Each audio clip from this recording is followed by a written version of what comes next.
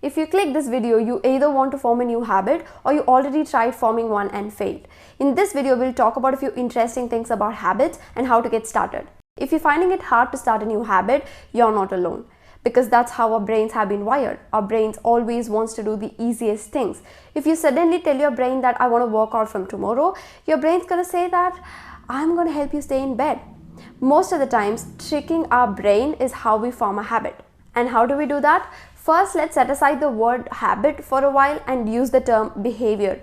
Because our behavior over a day, the actions we perform on a daily basis is what turns out into a habit. Working out is not a part of your routine and you want your brain to cooperate with you on the very first day. You want your brain to like working out and do it every day. Never gonna happen. That's how our brain has been evolved. Our brain will always resist a change. Understand that you finding it hard is normal and slowly tricking your brain to cooperate with you is how you form a habit. So what do? Number one, start small and show up. When I say small, I really mean small. If you're doing something for 30 minutes every day and you find it really hard, do it for 10 minutes. When trying to form a habit, it's not perfection that you should be looking for. Show up every day, form the habit, and then perfection. If I do it, I'll do it this way or I will not do it. That's never gonna help. Remember that what you do every day repeatedly turns out into a habit. So set a goal of showing up every day even if you have carried out a very small amount of work. For example, work out for 10 minutes, meditate for 2 minutes, read one paragraph, write 50 words, research one article. Take this and apply for anything that you want to do. And to make this process of showing up easier, there are two things you can do. Number one, cues. Have cues that will remind you or trigger you to show up. Setting a reminder is also a cue. Keeping books around your home is a cue to remind you about reading. And if visual cues doesn't help, try habit stacking. Habit stacking is when you do your new habit either before or after an old habit. For example, if you drink coffee every day in the morning, then meditate for 10 minutes after you have had your coffee. Take advantage of your old habits and form the new ones. In this way, we are more likely to remember and perform our own tasks, and it's easier for our brain to form the new habit since it's already associated with an old one. So with the help of these, start small and show up. Number two, reward yourself. From the book Atomic Habits, I've learned that there are 4 stages in habit formation: cue, craving, response, and reward. A cue is something that triggers us to perform an action, and a craving is the motivation behind the action. There's always an underlying desire for our actions.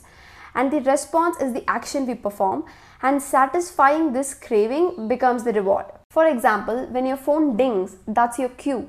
And the craving is that you want to see who's messaged you or whether you've got some likes or comments.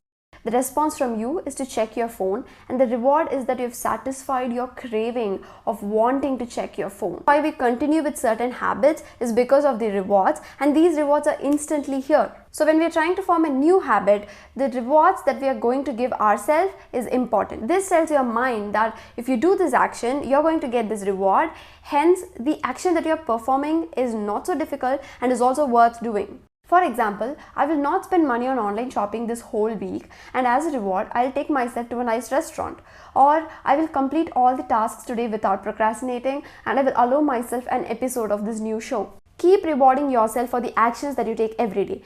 And these rewards has to be something that is relevant, something that you really want, something that satisfies you. Otherwise, it won't feel like a reward and you will not be motivated to do the task. Also, rewards are a reminder to realize that you're becoming the person that you want to be. And if you're still watching this video, you're interested in this topic, and for more such topics, don't forget to subscribe to the channel. Number 3, repetition. There are few habits that you developed unconsciously, like checking your phone the first thing in the morning. How did that happen? You started looking at your phone in the morning, you did this every day, and now it's a habit. You wake up and your hand automatically goes to your mobile phone.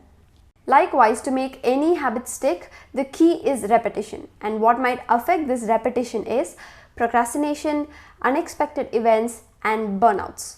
Use rewards to handle procrastination and track your progress visually, which will also keep you motivated to act. When there are some unexpected events due to which you're not able to do the task, that's okay, but make sure you get back on track.